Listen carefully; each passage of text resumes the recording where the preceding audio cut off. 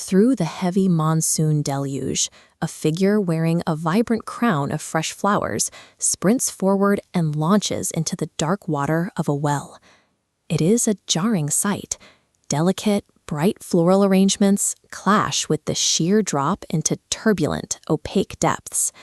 Why do thousands of ordinary citizens willingly throw themselves into deep stone pits at the peak of the rainy season? Every year on June 24th, communities across the region gather in the rain for the Festival of São João. These leaps are far removed from modern tourist attractions. They are a physical repetition of a village heritage that predates the arrival of global travel.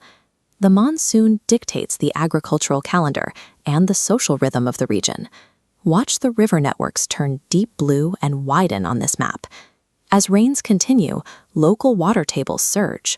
Dormant village wells suddenly swell, their rising water hitting the brim, turning quiet stone circles into overflowing community focal points.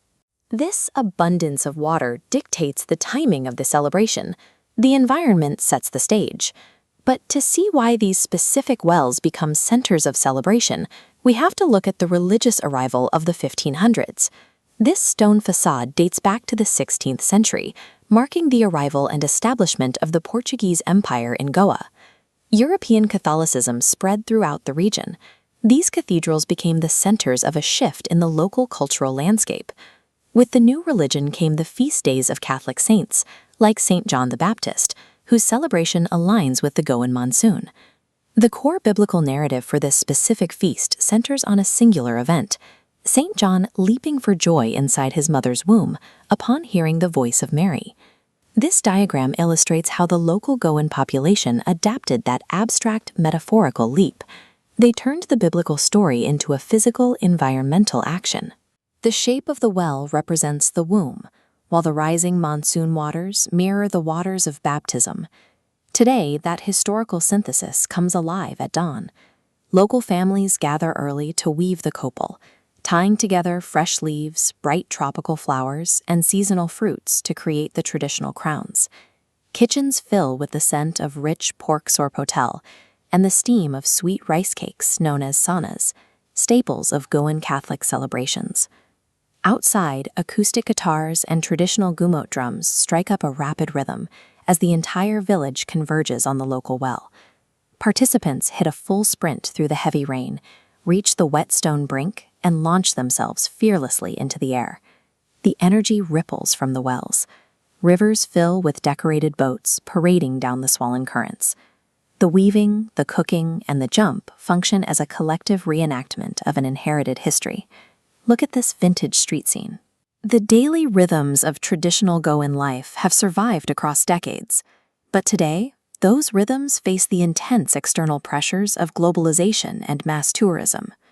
External marketing frequently reduces Goa to a generic string of party beaches, threatening to erase the region's complex local history. In response, local communities make a coordinated effort to keep San Juan authentic, actively resisting commercialization. The younger generation learns the traditional Konkani songs and masters the art of weaving the copel to protect their inherited culture. While the beach clubs play international electronic music, the villages take over the wells, speaking Konkani and performing a ritual that can't be bought or packaged. It is a way of holding on to a ground that belongs only to them.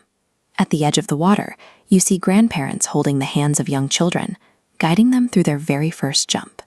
The shared rain and the cold shock of the flooded well strip away social divisions. For an afternoon, everyone is equal in the water. As the daylight fades, the intense energy of the celebration winds down into a quiet evening. The remnants of the feast, the crushed petals and discarded crowns, drift slowly away on the calm surface of the river. Water links the Catholic faith to the Indian climate. It is the thread that binds the land to its people.